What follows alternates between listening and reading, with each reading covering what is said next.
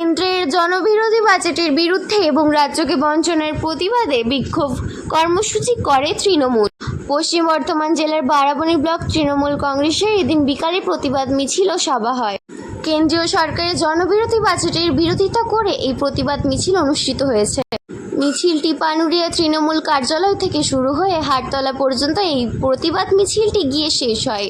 সেখানে একটি পথসভা করা হয়, যেখানে ব্লক সভাপতি অসিত সিংহ বলেন, এই বাজেট বাংলা বিরোধী, জনবিরোধী। আমরা তাই মিছিল ও সভা করে প্রতিবাদ জানালাম। বাজেট মানে হলো সব শ্রেণীর মানুষের কথা ভাবা হবে, কিন্তু দেখা গেল সাধারণ মানুষের দৈনন্দিন জীবনের সুবিধার কোনো উল্লেখ নেই। এই দিনের এই মিছিলে অসিত সিংহ ছাড়াও উপস্থিত ছিলেন গ্রাম পঞ্চায়েত প্রধান কেশব রাউত, বিশ্বজিৎ সিংহ, আশিস মণ্ডল, চিন্তামণি চার সহ অনেকে।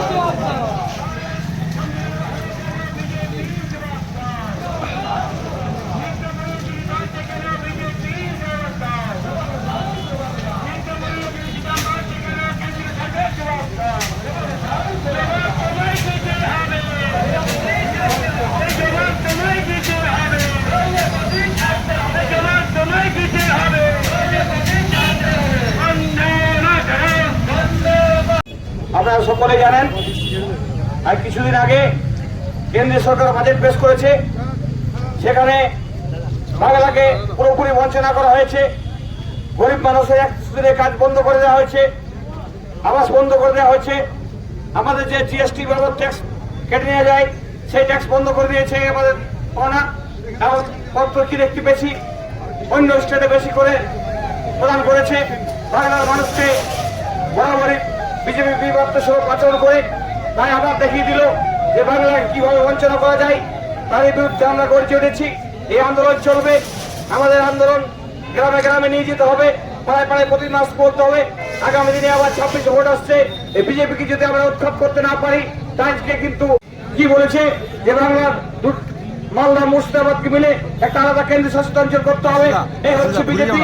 এই বিজেপিকে শিক্ষা দিতে হবে, 26-এ যেমন একটাও সিট না পাই, এবং এই আন্দোলনকে আমাদেরকে পথে ঘাটে চরমতর ভাবে নিয়ে যেতে হবে। এই বলে আমরা বক্তব্য শেষ করছি। জয় হিন্দ, বন্দে মাতরম, মমতা ব্যানার্জি জিন্দাবাদ, বীরাবাদ মুখার্জি জিন্দাবাদ, অজিত সিং জিন্দাবাদ, অভিষেক ব্যানার্জি জিন্দাবাদ। সুকুমারকে ধন্যবাদ। এবার আপনাদের সামনে এবং বৃষ্টিও ভালো নেমেছিল, তার জন্য অনেকে আসতেও পারেনি, অনেক কর্মী আমাদের, তা সত্ত্বেও অনেকেই এসেছে। কিন্তু কেন্দ্রীয় সরকার যেভাবে পশ্চিমবঙ্গকে বঞ্চনা করে চলেছে, শুধু এবার নয়, যখন থেকে মোদী গভর্নমেন্ট 2014 সাল থেকে দিল্লির গদিতে বসেছে, তখন থেকে কিভাবে পশ্চিমবঙ্গকে জব্দ করা যায়, সিবিআই, ইডি, ইনকাম ট্যাক্স দিয়ে প্রথমে চেষ্টা করেছিল, যখন সেটা দিয়ে পাচ্ছে না, তখন তারা বাংলা আবাস যোজনা বন্ধ, পশ্চিমবঙ্গে যত কেন্দ্রীয় প্রকল্প সব তারা বন্ধ করে দিয়েছে, 100 দিনের টাকা বন্ধ করে দিয়েছে। এবার 2024-এ যখন মানুষ তাদের উপযুক্ত শিক্ষা দিয়েছে, আরো 4-5টা সিট আমরা জিততে পারতাম, খুব কম ব্যবধানে আমরা হেরেছি। বিশেষ করে বিষ্ণুপুর, বালুরঘাট, যে নেতারা চাইছে বাংলা ভাগ করতে, তাদের কিন্তু মানুষ চায়নি, কোনোরকম তারা জিতেছে।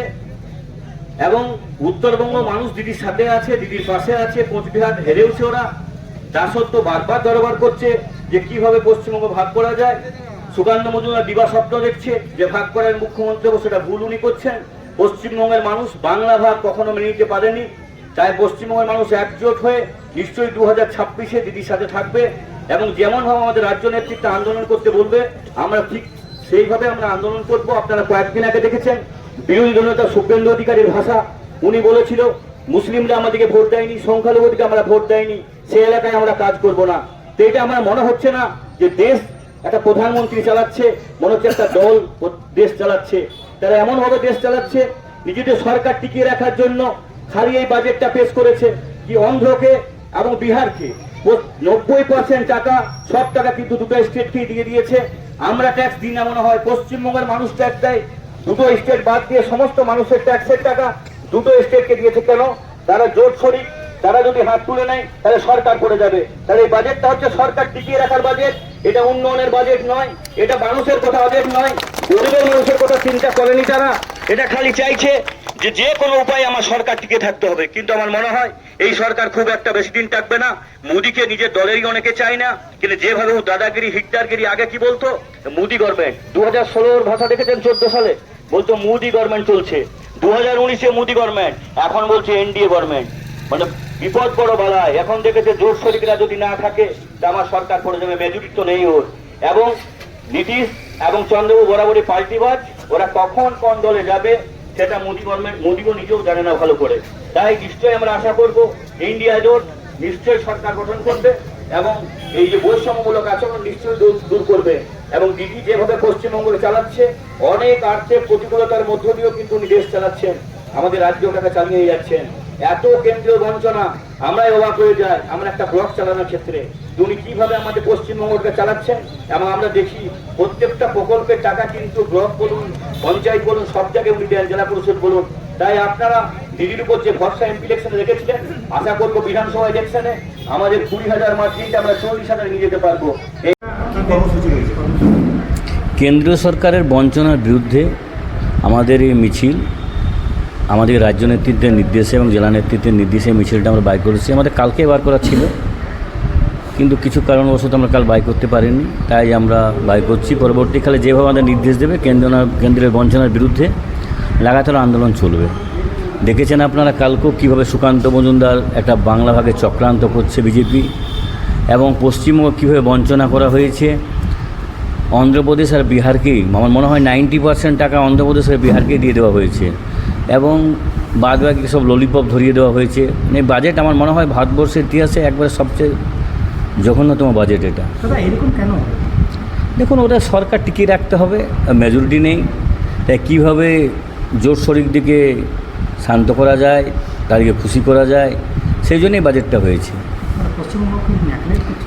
পশ্চিমবঙ্গ তো ওরা নেগলেক্ট করছে। সিবিআই, ইডি, ইনকাম ট্যাক্স দিয়ে যখন ওরা পশ্চিমবঙ্গে জব্দতে পারেনি, এখন তখন দেখবেন আপনারা সুকান্ত মজুমদার থেকে শুরু করে সকলেই, একবারে ঝাড়খণ্ডের একটা এমপি আছে, তারা চেষ্টা করছে যে বাংলাটা কীভাবে ভাগ করা যায়।